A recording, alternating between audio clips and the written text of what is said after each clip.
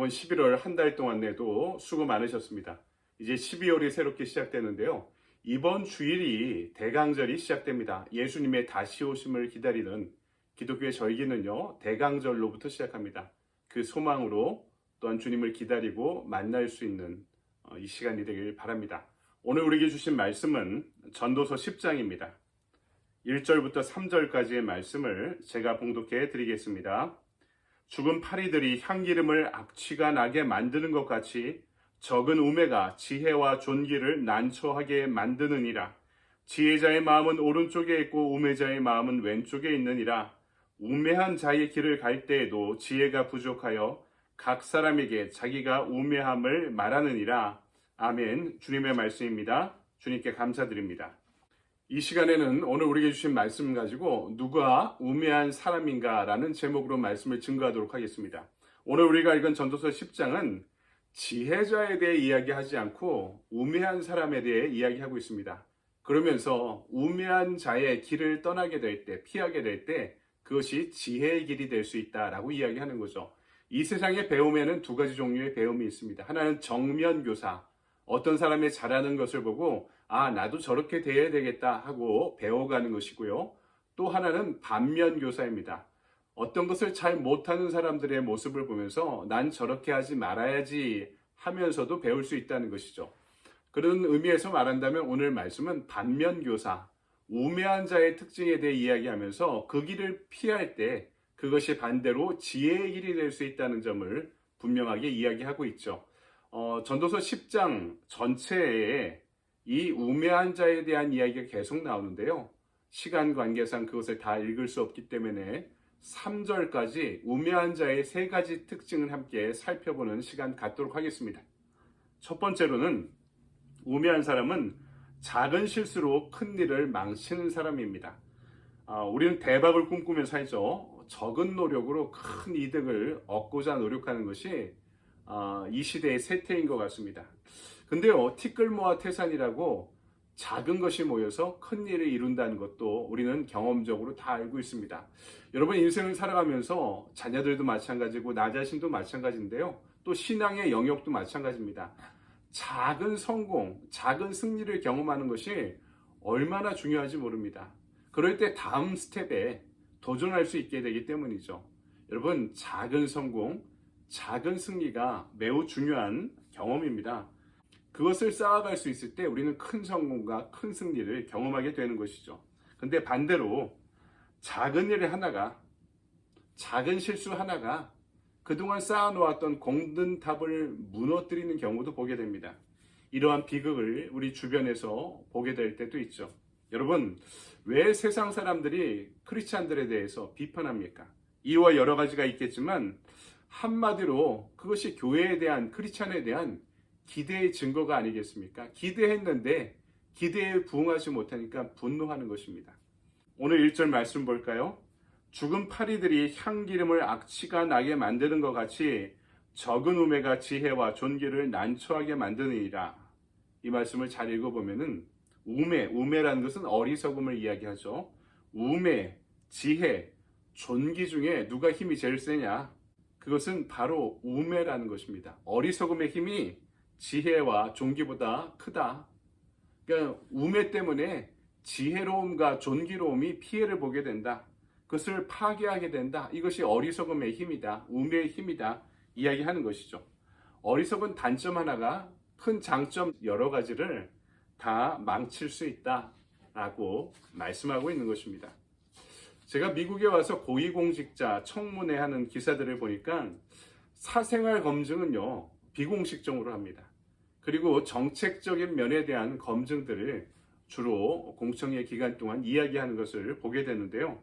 반대로 한국의 경우 제 경험으로는 이 정책적인 면은 거의 그냥 형식적으로 진행하고 사생활을 흥신소처럼 캐는데 대부분의 시간과 비용과 에너지를 사용하고 있는 것을 보게 됩니다. 그 사람이 그 자리에 어울리느냐 하는 것이 정책적인 면이 매우 중요하죠. 근데 그 사람의 실수 하나를 틈을 파고들어서 그 사람이 자격이 없다는 것을 증명하기 위해 노력하는 것처럼 보일 때가 많습니다. 개인 생활, 개인 사생활이 사람을 평가하는 제일 중요한 잣대로 한국 사람들이 그렇게 여기고 있는 것이죠. 그런데 이 문제가 오늘 본문의 이야기와 일맥상통하고 있는 것입니다. 이 시대 선교가 매우 어려워졌죠. 팬데믹을 지나면서 가나안 교인들이 30%, 개교의 30% 정도가 가나안 교인들이 되어버렸습니다. 이제 선교가 어렵기 때문에 이 세상은 교회의 작은 실수 하나, 목회자의 작은 티끌 하나에 매우 민감하게 반응하고 그것을 용납하지 않는 시대가 되었습니다. 그래서 우리의 말씀 가운데 작은 실수와 작은 어리석음 하나를 없애기 위해서 우리는 더 크게 노력해야 되는 때가 된 것입니다. 왜냐하면 우매의 힘이 존귀로움과 지혜보다 세기 때문입니다. 적은 우매가 우리의 장점을, 우리의 성과를, 우리의 공든탑을 무너뜨리지 말게 해야 된다라고 오늘 전도자가 우리에게 말씀하는 부분을 유념해야 할 것입니다. 두 번째, 그릇된 선택을 하는 사람이 우매한 사람입니다. 2절 말씀 볼까요? 지혜자의 마음은 오른쪽에 있고 우매자의 마음은 왼쪽에 있느니라. 이게 무슨 뜻일까요? 우파는 좀 지혜롭고 좌파는 지혜롭지 못하다, 우매한 자다, 이렇게 해석하면 안 되고요. 이스라엘 안에 있는 관용적인 표현, 일종의 경구입니다. 오른편이란 하나님의 손길을 가리키고요. 왼편이라는 인간의 의지를 말하고 있는 것입니다. 어리석은 사람, 우매한 사람은 그 선택을 보고 알 수 있다는 거죠. 지혜자는 생명을 선택하고 축복의 길을 선택하고 영광의 길을 선택합니다. 반면에 우매자의 마음은 사망을 선택하고 하나님이 좋아하지 않는 길을 선택한다는 거죠. 그래서 시편 1편 1절은 이렇게 우리에게 전하고 있습니다. 복 있는 사람은 악인의 꾀를 따르지 아니하며 죄인의 길에 서지 아니하며 오만한 자리에 앉지 아니하고. 여기서 세 가지의 부정형 동사가 사용되고 있죠. 서지 않는다, 앉지 않는다, 따르지 아니한다. 그러니까 오늘 이 전도서 10장의 말씀에 빗대어서 시편 1편 1절을 해석한다면 우매한 사람, 어리석은 곳에는 서지도 않고 그 자리에 함께 둘러 앉지도 않고 그 사람 편에 서지 않는다는 것입니다. 그들의 길을 우르르 여기에 뭐가 있느냐 따라가지 않는다는 뜻이죠. 이 시간 우리가 기도해야 될 제목이 이것입니다. 우리의 선택이, 우리의 마음이 오른편 주님을 향하기를 원합니다. 내가 나 자신에 대해서 좀 관대하게 받아들이는 경우들이 많죠. 이 정도는 괜찮다 하다가 무너질 때가 많다는 것을 우리는 기억해야 할 것입니다. 그래서 의식적으로 의지를 갖고 깨어 주님의 길을 선택하지 않으면 저절로 사람들이 가는 우르르 찾아가는 좌편을 향해 갈 때가 많다는 것을 잊지 않고 기억해야 할 것입니다. 마지막 세 번째, 우매자는 무절제한 언어 생활을 한다고 말씀하죠. 3절을 볼까요? 우매한 자는 길을 갈 때에도 지혜가 부족하여 각 사람에게 자기가 우매함을 말하느니라. 아멘. 다른 사람의 말을 들어보면 저처럼 사람을 이렇게 많이 만나는 경험들을 하게 되면요, 느껴지는 것이 있죠. 사람을 만나면 이분이 어떤 분인가 하는 것이 더욱더 예민하게 느껴집니다. 특별히 제가 기자 생활할 때 한 15초 정도 사람을 이야기하면 만나면은 사람이 파악되더라고요.